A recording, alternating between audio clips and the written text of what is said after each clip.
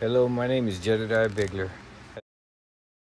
These are the tools I use for this video, and you will note that there is no live ammunition on the workbench. Thank you. You'll see that I've staged it, and you'll see that I have the rod cleaner with the attached flag made out of masking tape, a marker, and a cleaning pad. From this point on, you'll see the procedures. You'll see my face. Yep, there I am. That way you know I am who I am. I attach half of it. I cut it in half because it was difficult the first time. So I attached the cleaning pad. I adjust everything just right, and then I hold my fingers there so that I can see exactly where it's going to be. I protrude it through. I hit it with the needle, my finger with the needle. As the needle comes past, there's about 1/4 of an inch to the flat portion behind it, so I'd go ahead and decide to do that and mark it from the flat point meeting the cone to the end of the rod outside of the barrel. It comes out to 2 inches, 2 1/8 of an inch. Thank you. Back over here on my workbench, I have this. It turned 1/8 of a turn, and it went in 2 inches from this point right here.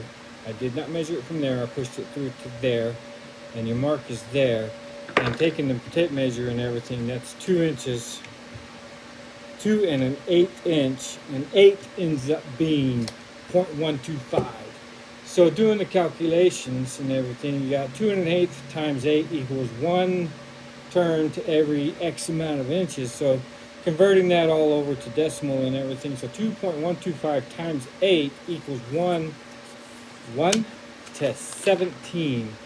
That's what I got. Now we're going to, once again, we're going to do this the easy way. Kind of just wrap it with this. One hit, starting to come apart a little bit easier. Again, we're going to take that, mount it to the thing. Now we're going to come in, I'm going to bring you in, and we're going to discuss this. So I've got to mount this. Let me find this.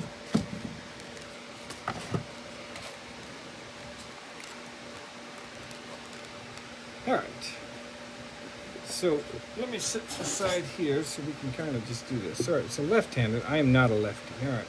We're going to talk about the hand here. That's the hand. We're going to talk about the sear. All this. The cylinder stop down here. And the hammer strut here. All right. So, oh, shoot. So we're going to talk about the hand, which is this. We're going to talk about the sear. We're going to talk about the cylinder stop, which is down in here. And we're going to talk about the hammer strut, right?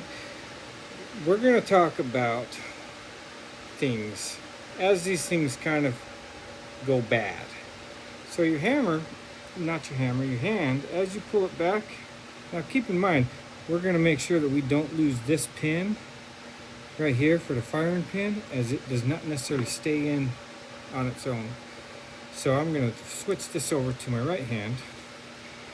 As one of the things we need to remember, without the cylinder, this right here, the thumb piece that holds the cylinder in, it needs to be back so everything can be working perfect. All right, so holding that back with my left hand, as we come back, you will see multiple things happen right there. The first thing we saw was the hand came up and it protruded out of here.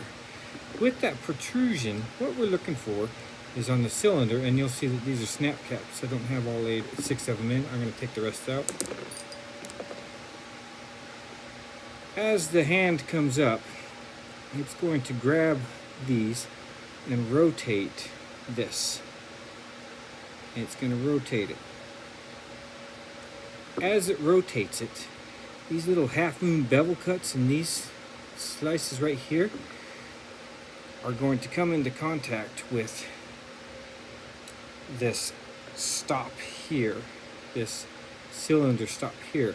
Without the spring and without everything in there, it doesn't pop up normal. Let's see, right there in the yellow, you can see it.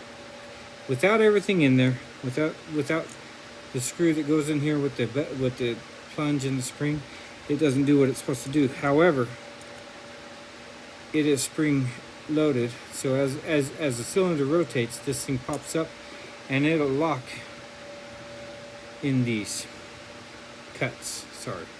In these cuts. So if the hand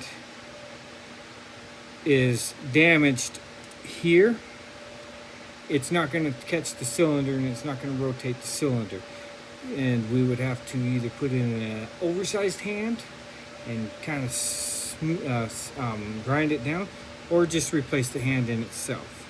The hand has a lot to do with a lot. So as the hand comes up,